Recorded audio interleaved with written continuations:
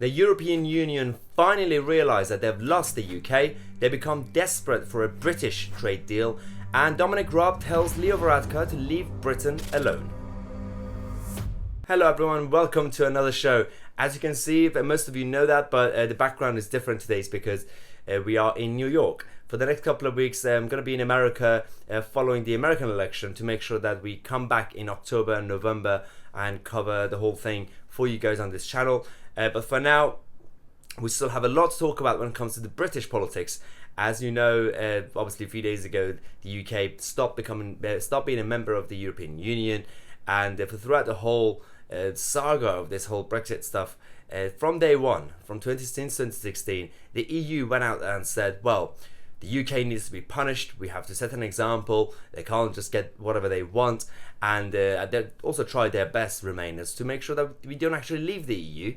And we've had people like Donald Tusk and Juncker in the past who made it so difficult and actually said the EU will not compromise on anything, and the UK will either have to be a member or a fake member, or you'll be out on your own. Well, things have changed. Well, speaking of Donald Tusk, you remember this guy who was, well, this is the man who a while ago he said there's a special place in hell for Brexiteers, who advocated for the UK to leave the EU without a proper plan. He completely insulted not just the UK, but also not just Brexiteers, but also everybody who, ordinary people out there in this country, but also the Prime Minister at the time. This is the man who said that, well, he did a stunt on Instagram. He took a picture with a cake, and Theresa May, the Prime Minister at the time, and said, a piece of cake, perhaps? Sorry, no cherries. This was basically an attempt by Donald Tusk to humiliate Theresa May. Now, obviously, I'm not a fan of Theresa May. She was terrible. She didn't really do a good job as Prime Minister when it comes to implementing Brexit. And I spent a lot of time criticizing her. But if you criticize the representative of the United Kingdom, you are basically attacking every single person and every single voter. And it didn't really go well. But Donald Tusk has changed his tune, like many others on the Remain side and the EU side, because he's now come out and said, well, it's fine, Brexit's happening and we can actually do this, we can get a trade deal with the UK. Until literally very recently, when they were saying, even Ursula von der Leyen, the head of the European Commission, coming out saying that, oh, there's not enough time, a year to sign a trade deal with the UK, we need more time because, you know, that's how lazy we are, that's how bureaucratic we are. In reality, not really, because everything is already in place when it comes to trade. You just have to make sure, adjust everything that we already have, and that tune has changed. Look forward then. Do you also accept, we talked about Boris Johnson, that he is determined to wrap this up this year, that there will be no extension beyond the end of this year? Yeah, he's quite clear in his and I think I can say even more that 1 year is enough to finalize our negotiations. It's, you know, what is at stake is not only economy, it's not only a trade. I think that we have to demonstrate a goodwill on both sides. I mean, it's not only our responsibility, because we will finalize the trade agreement anyway.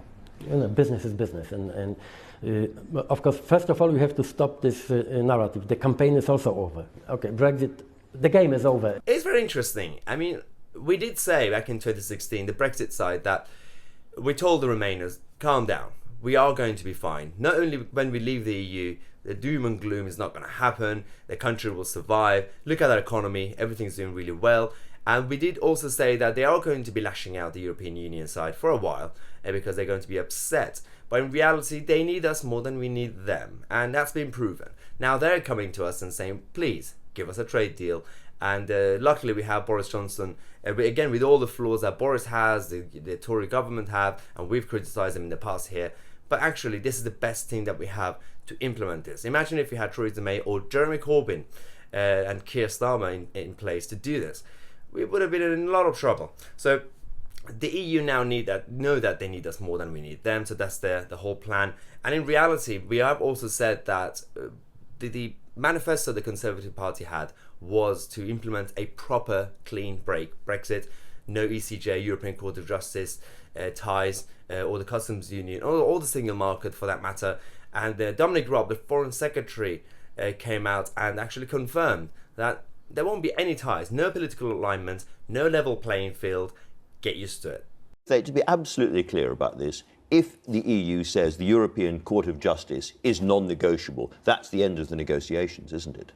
Well, I don't think they are going to say that. I think this is an opening play. We're trying to work out what's bluster and what isn't. Well, let me be clear. There's no question. It's not even a red line. This is not on the table. It's not in the political declaration that we would have this. And it's the Prime Minister is just being clear at the outset. It's not about being emotional or emotive about it. It's having clarity. We're proceeding on the basis that will be democratic control over our laws that is totally inconsistent with a dispute resolution mechanism decided by the other side through the European Court of Justice. Again, I'm very glad that he clarified this one more time, because yes, he's right. It's not even on the table to be like, well, let's start from here and negotiate going forward. That was the problem with Theresa May's government, and said, you know, fine, we are going to be starting from a position of we are already tied.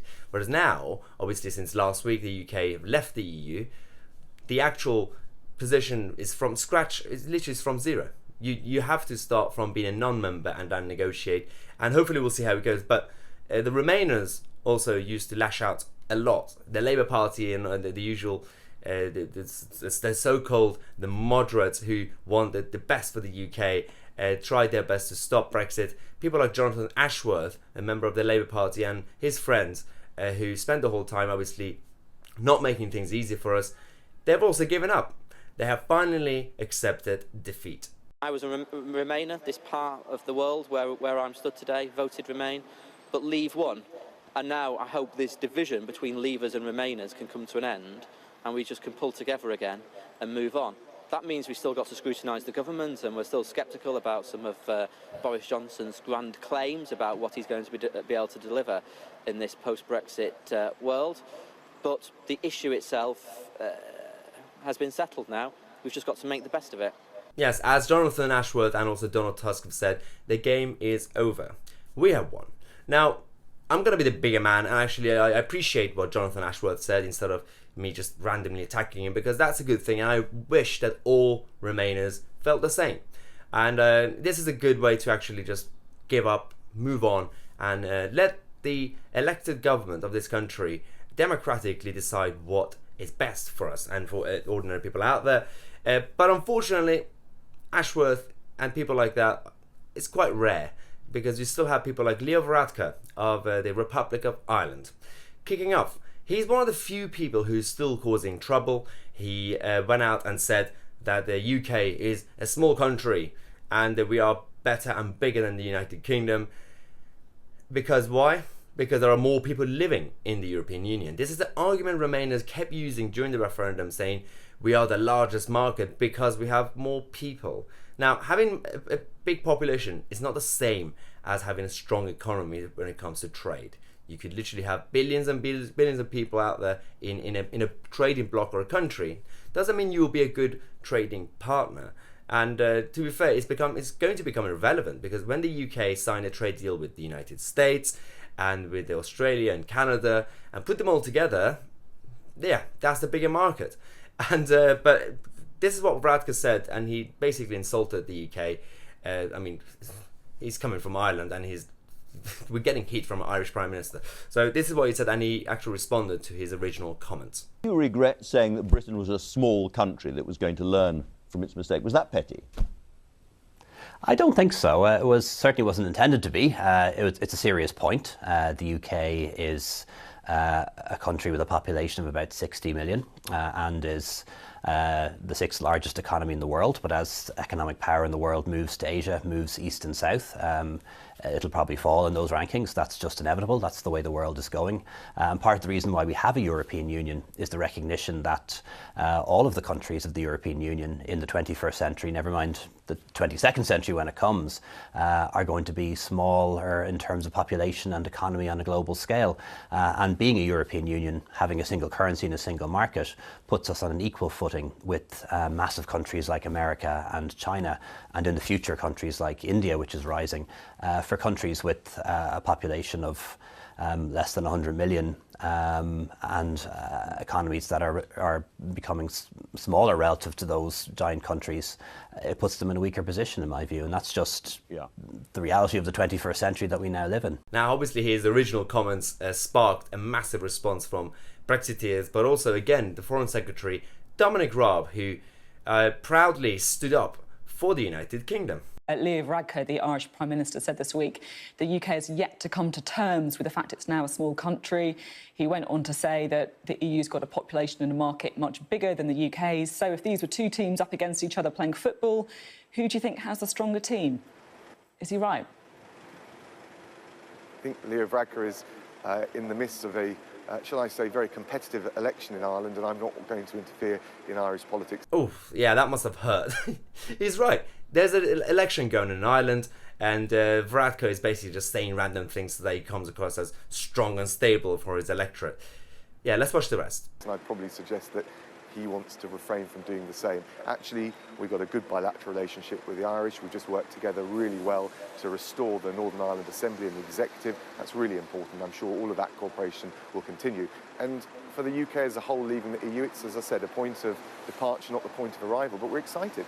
This is about bringing the country together now. We want some unity going forward, and it's about the optimism and the ambition of what and as a nation and as a country and all the nations of the United Kingdom can achieve. And we're not going to apologise about being optimistic for the future.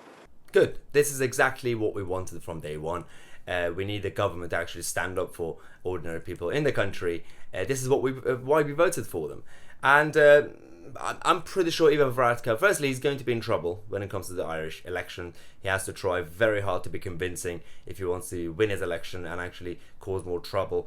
But I'm also hoping that for once the European Union bosses actually tell him to just calm down, sit in a corner, let the big boys actually decide what we're going to be doing for our trading bloc.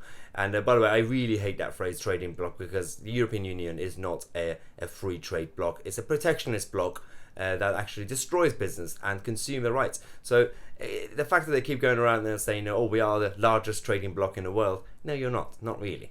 But we're going to keep you guys posted on this whole, especially the Irish politics and what will happen to Varadkar. Obviously, we're not the biggest fan of Varadkar. He's terrible, and he's caused trouble between Northern Ireland and Ireland itself. And but the actual trade talks are going to be starting officially very soon, and we want to obviously hold our government to account because the mainstream media out there are completely useless. The mainstream media are now very just focused on playing games against the number 10.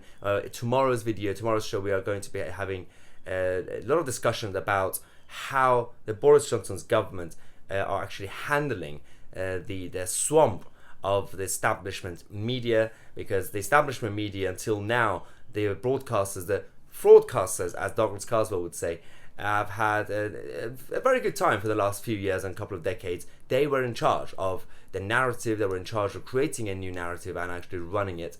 These were the people who created more division in this country, and Boris Johnson's government are standing up to them in the interest of ordinary people out there. And so this is tomorrow's show. Make sure that you watch. If you haven't subscribed to the channel yet, if you enjoy the content, make sure you subscribe and click on the bell next to it so you get notified. We have a daily show at 5:45 p.m. UK time, which is going to be making it slightly difficult for me in New York because I have to wake up even sooner than I thought every morning. But it's fine, it's worth it. And if you want to follow me on social media, as usual, we have the Twitter and Instagram details on the screen. Make sure you follow me on it if you want to stay up to date with the daily Brexit and just generally political news in the UK and across the world. And I'm Tousi. I'll see you guys tomorrow with a new video.